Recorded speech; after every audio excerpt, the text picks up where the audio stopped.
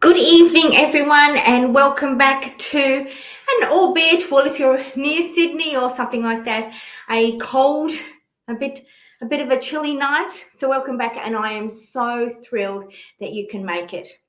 And listen, I just want to congratulate you on being wise enough to get help when you need it.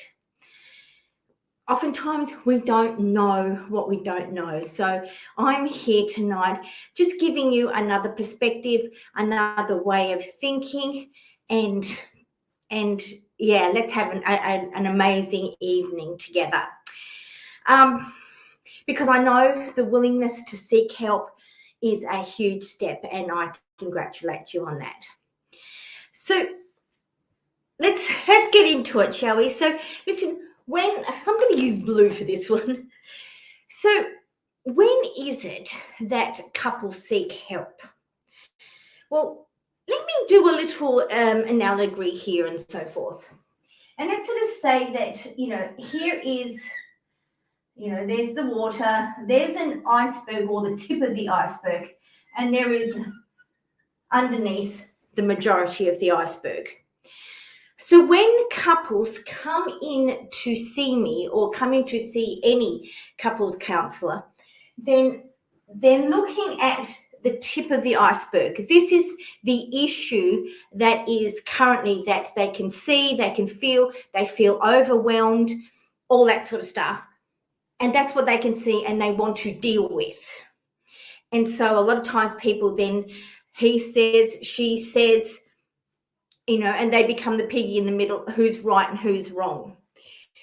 Well, again, I don't do that because this issue here, as you can sort of see in this iceberg, all right, is the tip of something else that is deeper wrong with the relationship as a whole, all right, as a whole. And therefore, if you want to deal with this, because we might fix this, right? And a counsellor might fix this. But then give or take another year or so, because we haven't fixed underneath here, then a new issue will come up, which will be almost worse than the first, because we fundamentally haven't changed anything under here. And I suppose that is what I do, is to sort of say, okay, I acknowledge that this is a big issue, but this is only the tip of the iceberg. We need to fix whatever here is wrong with the relationship. Okay, so does that make sense? And that's probably why I'm very, very different to, very different in my approach, is because let's fix this, then this will be fixed. Okay, so I've had this. So, okay, fine. Does that make sense? I've had this idea in my head, and I've talked about, last week I've talked about that there are, well, let me just reiterate again. There are three entities in your relationship. There is a beautiful me in you. In your partner, there is a beautiful me. And together you make a we.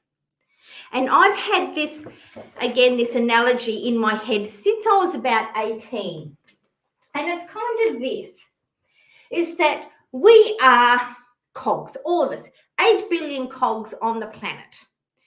And what happens when we sort of first fall in love is that we sort of get this, again, this body thing, the attraction, okay?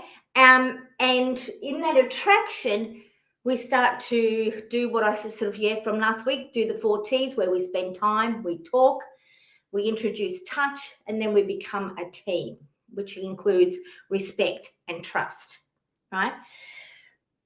But in saying this, okay, this here, we are all cogs, okay, and you are brought together, and this orange thing here is love. Love brings you together, or that attraction first, and then as you feed into it, love will grow. And this is what this is. But if you want a good relationship, right, then you still have the me's, right? Nobody can live your life for you. Nobody. Okay? You have to live your life. You've got your own hopes and dreams and goals. Your partner has to live their life, their own hopes and dreams and goals. But what you do when that invitation to be in a relationship, will you be my girlfriend? Will you marry me? Is an invitation. Then we are choosing to share our lives together, to share the life together. When we do get into dysfunction, it then becomes, more about the cogs here go on top of one another, and we become emotionally fused. Okay, so we'll sort of so we'll talk about this, but this is what happens when you share, and when you have the both of you sharing your lives together, then that's where magic can happen, because in two cogs sharing your life together, then two cogs can make a watch move, it can make a bicycle move, right? And then when you two are sharing your lives together, helping and supporting, right, that's what happens. Okay, and magic can happen, right? So that's kind of my cogs, because I really wanted to sort of talk about that. There is the three entities, and your relationship, the we of your relationship, is an entity and a character all on its own. Okay, so I'll just take that off. Right, does that make sense?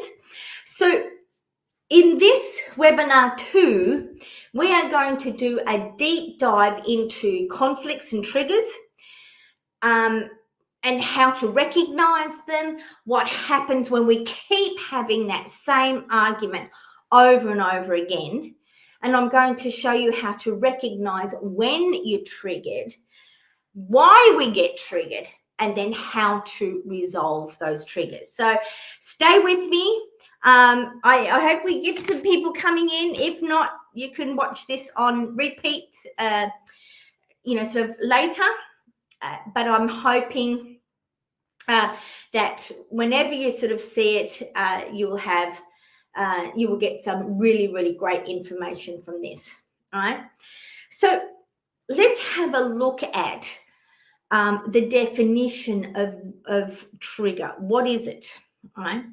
So a trigger is an event or a situation in relationships that causes a strong emotional reaction. Usually linked to either past experience or unresolved issues between the partners. Now, that is the definition of a trigger. Now, here's some examples. Like, it could be an argument that keeps happening and makes one of you feel betrayed, a behavior that reminds you of a past hurt that you've had. It may be certain words, and sometimes even the tone of our voice can cause anger, sadness, or distrust. So that's kind of some of the examples. What is the impact of these triggers?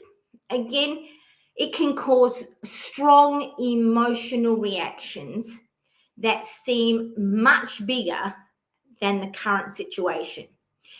It leads to more fights, communication problems, and an emotional distance between the two of you, right? That's the impact. And relationships, triggers in relationships is the start of the killing of the relationship. And we want to be able to resolve it, okay? And so that's what today is all about in terms of having to resolve the triggers, right? Now, remember what I sort of said is that it is a strong emotional reaction. Well, remember I sort of said from last week that when you are triggered, okay, number one, or get black. Number one is that you will always feel it in your body first. Always feel it in your body first. because when you get triggered, that strong emotion means you're in your fight, flight, freeze. Okay. Then the second thing that happens, remember this, and because this is cool, we start to think. Should have been, could have been, if only this, question this, rehearse stuff, then past stuff. So here's the body influences the thoughts. And this is why this one is more dangerous, is because our thoughts, our brain cannot tell the difference between what we imagine and reality. If we've imagined something, then it is real. Okay, now we start to trigger ourselves. When we start to trigger ourselves, and we could be in this situation, this mind body for hours, days, weeks, and for some people, decades, right? So that's the first indication that you are triggered. And this one here, and so the minute, the second, the moment you feel it in the body, you go, oh, I'm triggered.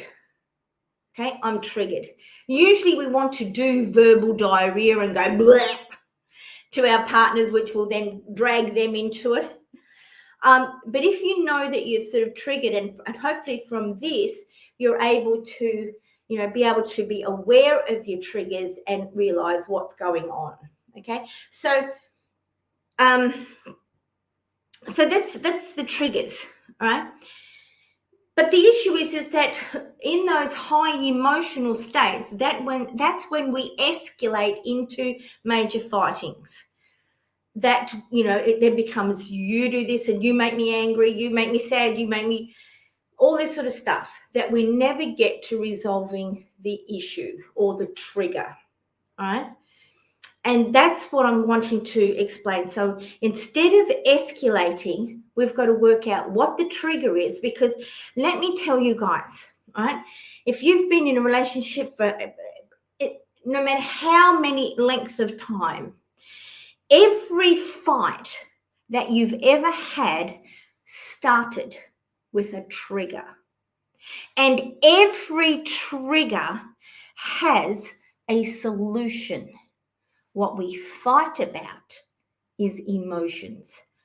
And emotions, from we sort of talked about last week, don't have solutions. Nobody can fix your emotions. Okay, nobody. You can only fix your own. Okay, so how do we do this? How do we really fix our our triggers, right? And one of the things I said is that we've got to problem solve.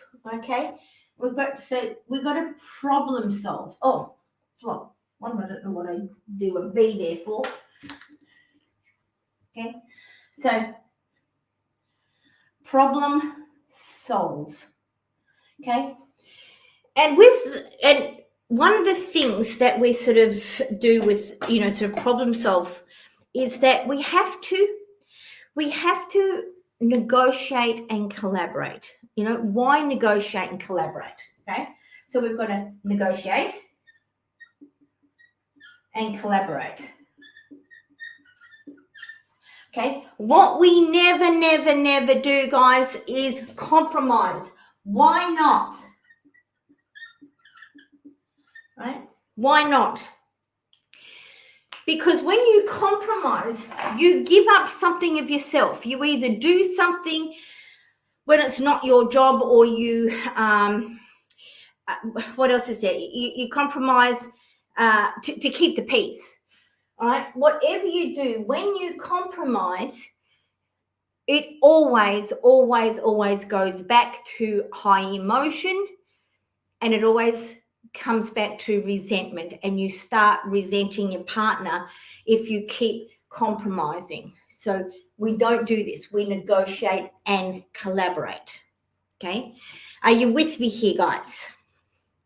Now, why negotiate and collaborate? Okay? Why?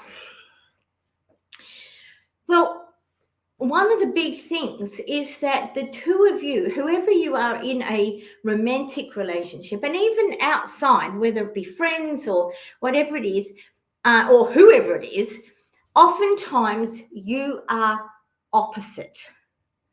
Okay? You need to be opposite. And that's why opposites attract. Because if we did a psychological test to work out your strengths and weaknesses, then your strength would be your partner's weakness and their strengths will be your weakness. And if we did a graph on that, the graph could look something like this, right? There's the graph. Your strength is here, or you've got a big one there, weakness here and one over here. If you put your partners on top like this, okay, all right, if your partners, you guys are unstoppable because as an individual, you are amazing. But get the two of you together, you make a phenomenal team because of this beautiful whole. But what we've got to do is to respect one another and trust that you guys are going in the same direction, okay? And that you're both wanting to resolve stuff, right? So this is why then we butt heads, because we are opposites. And sometimes we sort of say, well, look, I don't understand my partner. Well, guess what? You never will. Don't bother trying, simply because you're opposites. Now, let me sort of see if I can give you a few examples. All right? So, one of you would be an introvert. One of you would be an extrovert. One of you will be more positive. One of you will be more negative. One of you will be, in temperature-wise, hot. One of you will be cold. One of you is emotional. One of you is logical. One of you is organized. The other goes with the flow. So, guys, how am I doing? Can you see yourself and your partner in any of that? And this is why we butt heads. And this is why oftentimes triggers happen. So can I tell you a story? All right. 2004, I had to have major surgery. Okay. Now, as you could probably tell, I am an extrovert. My beautiful husband is an introvert. So I had the surgery on the Tuesday. This was the Saturday, and David and the girls were going to sort of see all of our friends, and I obviously sort of said, hey, it's a weekend, come and visit me in hospital if they can. Sure, no issues. So he goes off, comes back, sort of later, and I said, what do they say, and so forth. Oh, yeah, commiserations, and hope you get better soon, and all this sort of stuff. And so I'm, waiting, and I'm kind of looking at the clock, and visiting hours is coming around, and 15 minutes goes past, half an hour goes past. And I'm just saying, David, why is nobody coming? I said, aren't I loved? Why not come? He said, oh, no, don't think that. He said, I told them not to come because you were recuperating. You've got to be kidding me. Because as an introvert, bubble, wife and kids, don't let anyone else come around him. I'm an extrovert and I need people to kind of give me energy. And anyway, I would have been the center of attention because I had freaking major surgery. He denied me this fact. Now, was it malicious on his part? No, not at all. He was coming from his perspective, which is opposite to mine. And until we can resolve issues, this is why we keep butting heads. It's because our oppositeness comes involved. and it could be the same with, things like housework. Now, again, my hubby is a bit of a visionary person, kind of gets in his head. And if I left a basket of washing right in the middle of the corridor to say, oh, when David gets home, he'll see it and put it on for me. Well, I'd come home much later and walk through and the basket's still there, and kind of go up to him and sort of say, hey, why don't you put the washing on? What washing? You've got to be, the washing that, come here. Look there, the washing that's just there. If it had teeth, it would have bitten you as you walked around it. Oh, no, I didn't see it. Now, again, is it malicious? No, because if I had said to him, babe, can you put on the washing? Sure, no issues. All right, but if I do something sort of subtly like that, it just wouldn't see it, because that's not in his makeup. And I can yell and scream till the cows come home and it still wouldn't change. We've got to find solutions. We've got to problem solve. How are we going to do this? How are we going to manage this? All right, guys, does this make sense? This is oftentimes, but because we're not solving issues, we sweep them under the carpet, and then later on, they bite us in the butt again. Then we have the same argument, and then the same argument a couple of months later. So we seem to be having the same argument, but different days, because we haven't solved the problem. All right, we haven't solved the problem, which was the trigger. Okay, and this, guys, is vital. And I actually came up with what I call a Sueism. And I'm actually very proud of this. And it is this: we fall in love with who they are. We divorce or separate for what they do or don't do. Fix the doings, guys. You've fixed the relationship, because your personality and your characters haven't changed. All right? Does this make sense? And this is why we've got to fix it. And let me tell you that if you fixed everyone and found a solution for every one of your triggers, would you ever have to fight again or escalate again? No, guys, no, you don't need to. And I can quite categorically tell you that, because Dad and I have been married now 36 years, all right? 36 years. It must be all of about 15 years since we've actually had a major full-on fight. We don't need to, because we recognize the trigger. We're able to resolve it without it escalating. And guys, you can do that too. And if you've resolved every issue and you're not having fights for hours and days and weeks, and you're not talking to each other and things like this because you're so angry and annoyed, then what's left? All the fun stuff of being able to spend time together, of having deeper, meaningful conversations, of touching, of snuggling up on the couch watching a movie together, of hugging and kissing, and then from becoming a team as you resolve issues and start to share your lives together effectively and efficiently without it escalating. Guys, this is why I am so passionate about this, and this is why I sort of say it is my belief that if both of you are willing, you can save your relationship. You can fix it, but not only fix it, you can thrive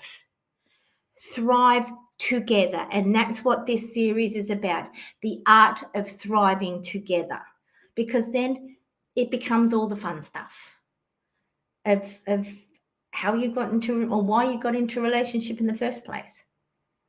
All right. Now, so let's find out how this works practically.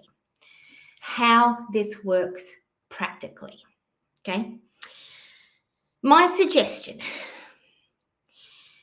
is that you put an A4 sheet of paper onto the fridge and you put your issues or your triggers on the fridge. Okay. You then choose 2 talk nights, right?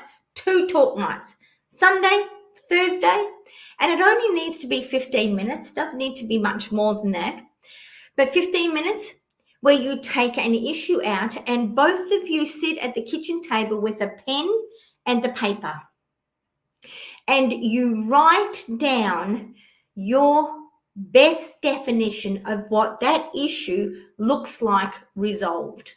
Because again, you both want different things. Someone is highly organized and they like things done a certain way. The other person doesn't care. Okay? So that's why you both write down your best definition of what that issue looks like resolved. Then you do a brain dump of all the possible solutions to get that resolved. And then you bring the 2 pages together and cross-reference and all this sort of stuff, you come up with a plan of action on what this means, this issue looks like resolved. Done, guys. 15 minutes. That's all you need, because we can't fix emotions, but we can fix the trigger that started it and caused the emotional reaction, the strong emotional reaction, right?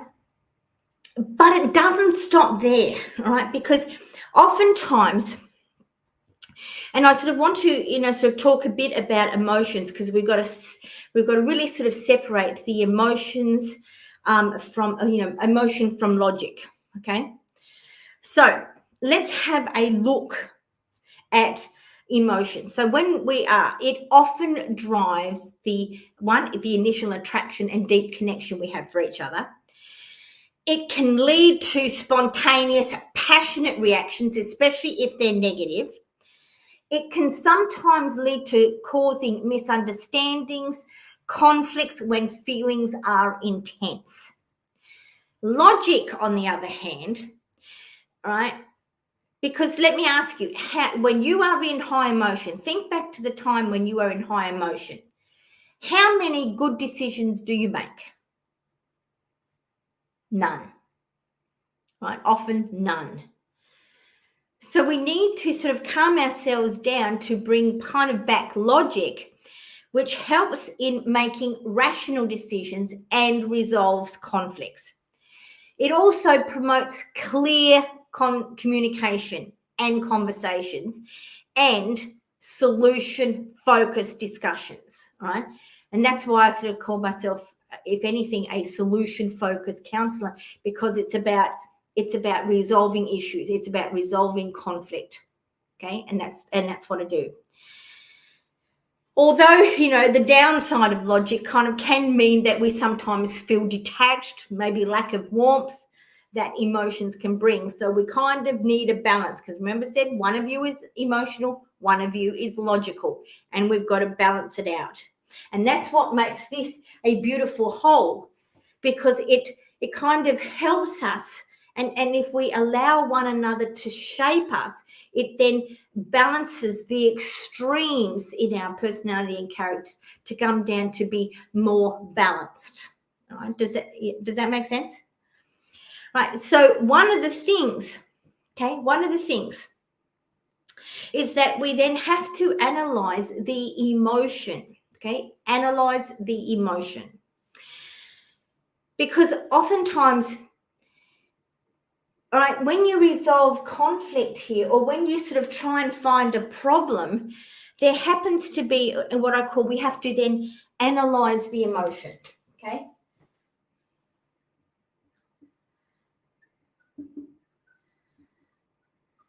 Right, which means that we have to sort of come up with a question come up with a question of why am I triggered? Right? It's a T on its side. I'm triggered. Why am I triggered? Well, guys, there's only two possible answers. One is this a me thing or a we thing? Okay. Is this a me thing or is this a we thing? Right? If it is a me thing, if you've just come from work and you've had a really, really bad day, you're drained, you're emotional and things like this, and we come into into the home and our partners are there going, hi, how are you? And it's like, and then we almost pounce on them. What's so good about it and everything like this? And all right. If we've had a bad day, if this is again, issues of the past that has nothing to do with our partners or anything like this, traumas that we've been through, then this is a me issue. And if it's a me issue, then our partners cannot fix it. So why bring them into a me issue? I either have to get help myself for that, or I have to sort of deal with all those kind of emotions and so forth. Okay? Guys, am I making sense? Is this a me issue? The other one is this a we issue? Now, it could be that, we were having dinner last night, right? And, we're having dinner last night and, both of us are sitting on our phones. We're not talking. We're just eating. We're not conversing at all and stuff like this. Okay, we've got an issue with technology at the dinner table. I'm going to put it on the list. So you put it on the fridge. And when you come to your talk nights, you bring it out and you put in, and I'm going to add here, right? Resolving the problem, you have to define the best outcome. What is the best outcome of this issue look like resolved? Then you do a brain dump of all the possible solutions to get that resolved.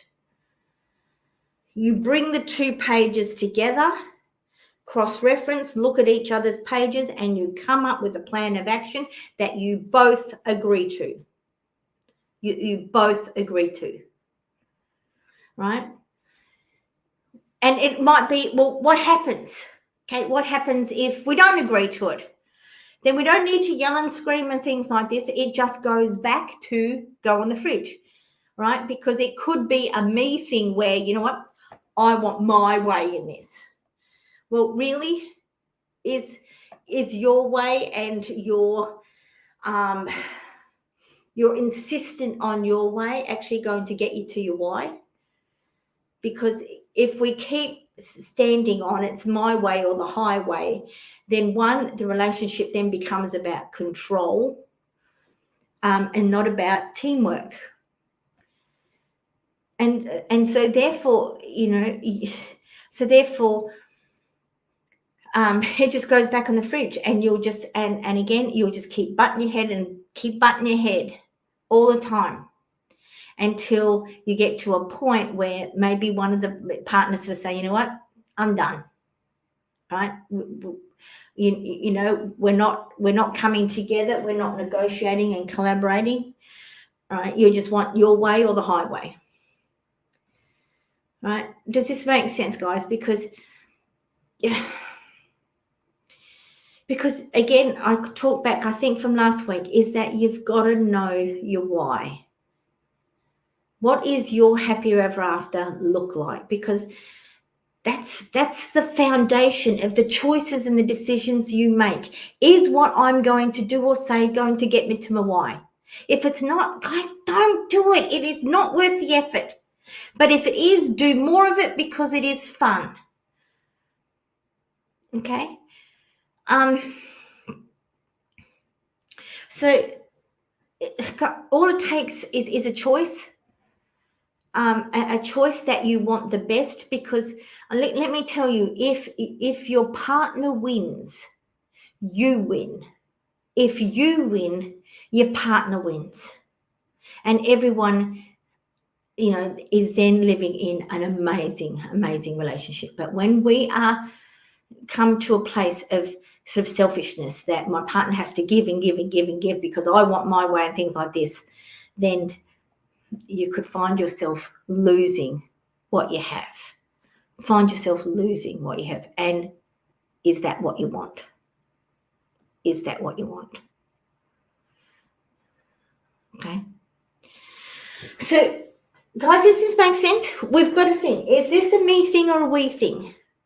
And when you can establish the difference between the two, because the we thing, it goes on the fridge or behind the cupboard if you have a lot of people coming to your house, but sort of somewhere that you can actually put up and you can start putting your triggers in. And usually my suggestion is, guys, you don't go back to, the whole thing and just write trigger after trigger after trigger. You just say, put this line in the sand. Going forward from today, okay, going forward, when an issue bites you in the butt, and if it's important, it will, then that's when you put it on the fridge so that you've got a clean slate and then be able to resolve. Okay. I just wanted to share with you that, what a client have sort of said for me. So let me read this review for you.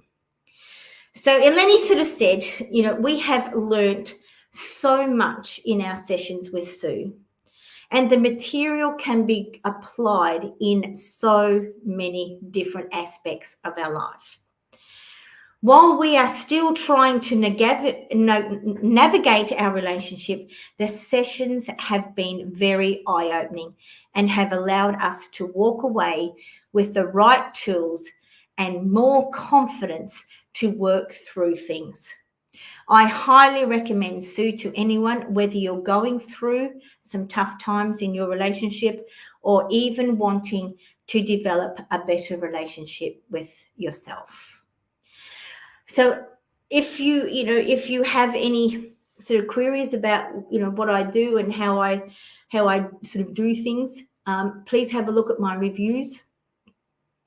It is on my Google reviews. And, that may sort of give you the confidence to reach out and sort of say, hey, so I want your help, for us to fix our relationship. Because I tell you what, guys, it would be better, cheaper, less stress, less hassle for both of you to be willing to fix your relationship than go through a divorce or separation, especially if kids are involved. And you really, really don't need to do it. When you get the right tools, when you get the right strategies, guys, you could be better than when you first met. And, just imagine how you guys felt when you first met. If you could put that forward till you're 80 or 90 and go, wow, what an amazing journey we've had. What an amazing life we've had. What would that life look like? Because that's what we're fighting for. But what you need is new. We need to fix the bottom of the iceberg here. All right? We need to fix this. And that's what I can help you with. Okay? So, guys, listen, I'm just asking. Look, if you have any questions from sort of today's session, if you have, if you have any questions, then please email me at info@metaneo.com.au, and we can, if you email me the questions or a scenario that you would like help with, we can perhaps look at it and be able to resolve it on next week's webinar live, which would be really sort of cool and amazing. And next week we're going to look at, because remember I sort of said that in the relationship you have a me and a we, okay, a me and a we. And I usually sort of I usually sort of answer this when I work with couples. I answer this sort of statement that in order to have an amazing we, you must have a strong sense of me. Guys, you've got to have that strong sense of me. You've got to know when you're triggered. You've got to know how to fix yourself. If you became, because we can either be two things. We can be an oak tree, knowing who we are and, be comfortable in our own self and believe in who we are. Or we can sort of be a blade of grass where, the winds come and we just sort of go this way, and then we go this way, and then we go this way, and then we go this way, right? So that we don't know whether we're Arthur or Butler, right? We're just going all over the place, and we don't have that sort of strong sense of me. And, you have to have that strong sense of me first and foremost before we can even fix the we. And again, there's always sort of tools and strategies, especially if you've come from, dysfunction, especially if you've come from sort of trauma. We need to be able to sort of, deal with that. But guys, it's not dealing with it going back to the past, going back and reliving or processing, the issue. Because let me sort of tell you that whatever the past is, whatever you have lived through, it is done and dusted. We cannot change what has happened to us. What we can change is the emotions that we've attached to that past incident. That's the only thing we can change. And we can actually get to a point where we can sever that emotional attachment to that past incident, where it will then no longer affect us or keep hurting us. We can let it go. And oftentimes we need to let it go, and we need to build new. Okay, we need to build new. Okay. So guys, I'm almost sort of come to the end. Sort of the end of the session. It might be actually a little bit less than an hour. I hope you don't mind that. So you can get on with your Sunday night. But I just want to. I'm wanting to kind of reach out to you to ask you a question of, are you ready to reconnect and strengthen your relationship? Are you ready? Are you tired of the constant fights? Are you tired of the disconnection that you sort of feel with one another? Are you tired of feeling alone and having to do things on your own? All right, where you're flatmates, or feel as if you're flatmates, two bodies living in a house together, but not a lot of connection. All right, rather than get a divorce, guys, work with me. All right, give me, all I ask is 11 weeks. That's all I ask. And just see if you are both willing, because it won't work if only one of you is willing. You both got to be willing. And just sort of see how far you can go, and how in that such a short space of time you could turn your relationship around and it be amazing. All right, it can be amazing if you both want it as much as you want to breathe. All right, it's never too late. It's never too late. And you could sort of say, well, we've fallen out of love. Well, guys, let me ask you, did you love one another when you first met? No, you didn't. Attraction, yes, we got attracted to it, but you didn't love them because you didn't know them. And if we sort of resolve the issue and we bring back the 4Ts into it, where, you are happy to spend time together, laugh and joke and play as you communicate with one another, bringing back the touch, the hugs, the kisses, and, everything like this, then become a team by negotiating and collaborating and resolving your issues. Guys, the sky's the limit for you, So what I ask you to do, I suppose is take the step. Take the step now. Schedule a session with me, okay? So whether you're dealing with trust issues, lack of closeness, communication problems, listen, guys, I am here to support you, And again, when you come to me doing couples counseling or couples therapy. And I'm on the side of your we, because nobody's fighting for you two to stay together. Nobody's fighting. You're almost trying to pull each or repel each other apart. If you come to see me, I'm on the side of your we. And I'm giving you tools and strategies for the two me's in this relationship to play nicely together in the sandpit, to, work through things, to play together, to have fun, to enjoy each other's company. And then when both of you are sort of doing that, resolving issues, then you're feeding into your we, and your we will thrive and bloom and grow to only however you want it to grow, okay? So what we do is that we tackle challenges, we enhance your connection and build a joyful, healthy relationship by not going back to the past, not dealing with issues, but building something new, right? We've got to build something new, because what you're doing now is no longer working. It's not working.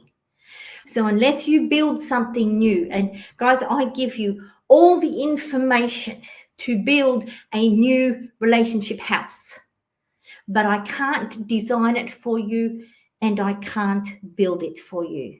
You both must want to do that yourselves, okay? But again, it can be that, if you're not struggling with your relationship at the moment, that's great and amazing, and obviously keep it up. But it doesn't mean that what I do is not relevant to you, because it is. Because what we can do is, by gaining the information, and you become more aware to prevent future issues before they happen, okay? And this will save you a lot of angst and a lot of emotional pain in the future. Right, because you'll be able to see something before it happens and before it occurs. So even if you're, newly engaged couple, and it's going through my program of, loving we program, means that you can start off on an amazing footing, and which will keep you for the rest of your lives, so that you don't have to become a divorce statistic later on, okay? Listen, I'm happy to have a chat with you. So look, I've put the booking online up here. If you go to metaneo.com.au/book -online, you can have a 30-minute free consult. I offer that.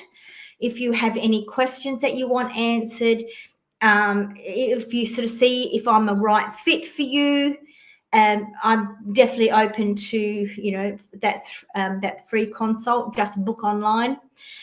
But alternatively, if you don't want to delay any further, and you want to start now to begin your journey to a better future, well, then you can book directly through that same booking page website under couples counselling, and you can choose what times and available times and days that I have available. So, guys, this is so I really encourage you, like, don't be a divorce statistics, right? Don't let even the past determine your future. Okay, when you get new information, new tools, new strategies, and we build a new relationship, again, the sky's the limit. So next week, which is our webinar live 3, we will sort of take more a look at the me side of things first. And it's looking at that, inner critical voice that we get, that one that sort of says, I'm not good enough, or I don't deserve love, or, I have to earn, being a people pleaser, I have to earn somebody's regard or respect, all that sort of stuff. Why do we get that? And how do we build and have that new sense of me? So there'll be that as well as more sort of tips and tricks into having that strong sense of me first, so that you can have an amazing we. So guys, this has come to the end. All I can do is encourage you to live your life by your design, and then find freedom inside your relationship. So, guys, I wish you an amazing night. I wish you a wonderful week. Again, if you've got any questions, put in the subject line "quest" so that I can know and answer your questions next webinar. Please tell your friends. Please share. I'll be putting another live invitation next week on LinkedIn, Facebook, and YouTube. So if you could please, if you've got friends, families, someone who could perhaps learn from what you've been learning tonight, please give them the link, send them share it with them. And I would love to sort of see you next week in order to keep going with the art of thriving together. Good night, everyone. Take care and bless.